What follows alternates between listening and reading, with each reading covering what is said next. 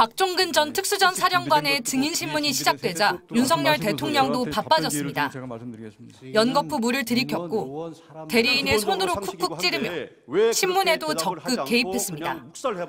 가장 기본적으로 상식이고 한데 왜 그렇게 대답을 하지 않고 그냥 묵살해버렸냐. 대리인들과 의견을 교환하면서 직접 뭔가를 적어주기도 했는데 신문을 진행 중인 변호사를 바꾸라고 다급히 요구하는 장면도 포착됐습니다. 끌어내라는 지시에 따르지 않은 것에 대해서 정인에게 질책한 사실이 없었죠, 그 당시에. 저한테 지시를 왜 이행하지 않았느냐라고 안 했냐고 질책하는 이 부분을 말씀하시는 것 같은데. 네, 알겠습니다. 윤갑근 변호사입니다. 윤 대통령이 문을 부수고 들어가라는 지시를 한 게 맞다는 진술이 이어질 땐 헛웃음을 지으며 한참 동안 곽 전 사령관을 응시하기도 했습니다.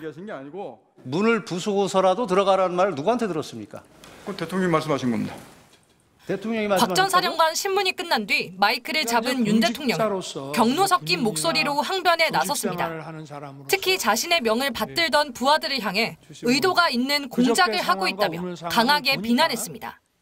12월 6일 바로 이 홍장원의 공작과 12월 6일 우리 특전사령관의 김병주 TV 출연부터 바로 이 내란 프레임과 이 탄핵 공작이 저는 시작된 거로 보여지고요.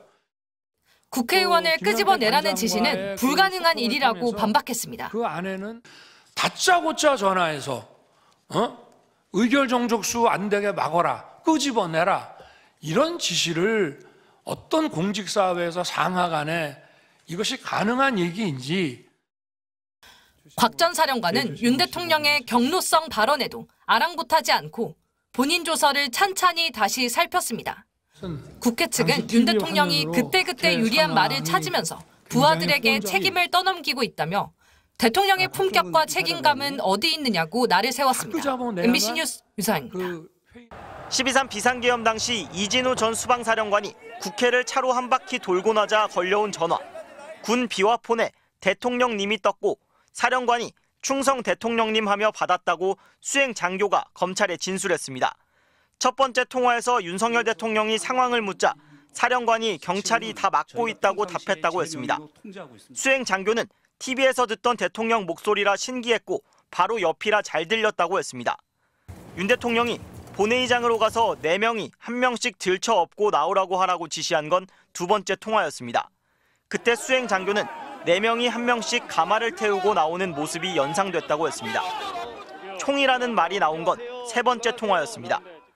윤 대통령이 총을 쏴서라도 문을 부수고 들어가서 끌어내라고 했고 사령관 답이 없자 라며 큰 소리로 대답을 강요하듯 다그쳤다는 겁니다.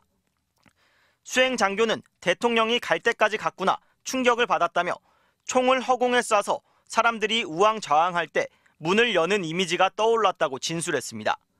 이 전 사령관도 검찰 조사에서 총, 문을 부수라는 말은 기억나지만 충격을 받아 정확한 말은 잘 기억나지 않는다는 취지로 진술한 걸로 파악됐습니다.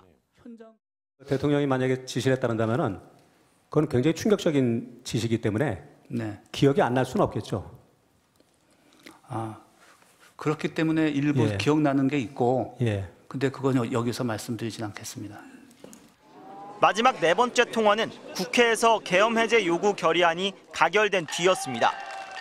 윤 대통령이 해제됐다 해도 2번, 3번 계엄령 선포하면 되니까 계속 진행하라면서 또다시 4-5차례 라고 했다는 겁니다. 이진우, 김용현 두 사람이 통화할 때 쓰는 비화폰이 따로 있었다는 사실도 다시 확인됐습니다.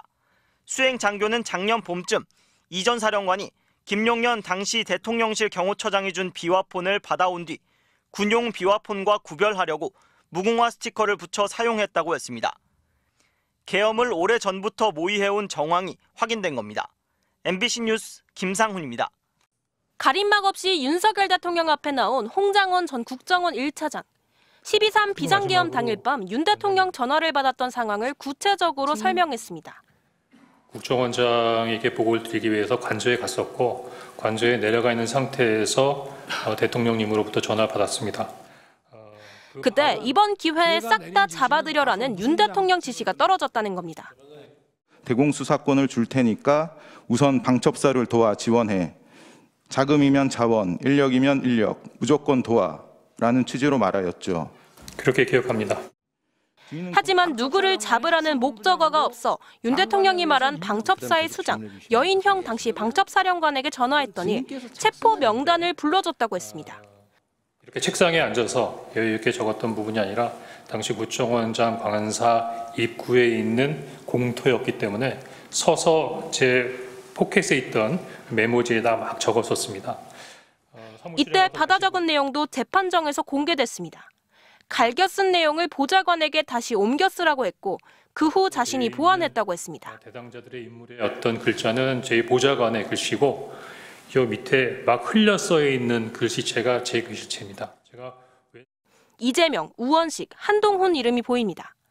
홍 전 차장은 여 전 사령관이 1조, 2조가 축차 검거 후에 방첩사 구금시설에 감금 조사할 예정이라며 검거 요청, 위치 추적 부탁 취지로 말했다고 했습니다. 이름을 쓰다가 말고 체포 지시를 따르지 않은 이유도 다시 한번 밝혔습니다. 왜 미친놈이다라고 생각하고 메모를 멈췄습니까? 우리 변호사님 한번 이 명단 한번 쭉 읽어보십시오. 어떤 느낌이 드나. 홍 전 차장은 영장 없이 위법한 방법을 써서라도 체포 대상의 위치를 알아봐달라는 요청으로 이해했다면서 비상계엄 상황인데다 대통령 지시라 따라야 하는가 잠시 고민한 건 사실이라고 했습니다. MBC 뉴스 김세영입니다.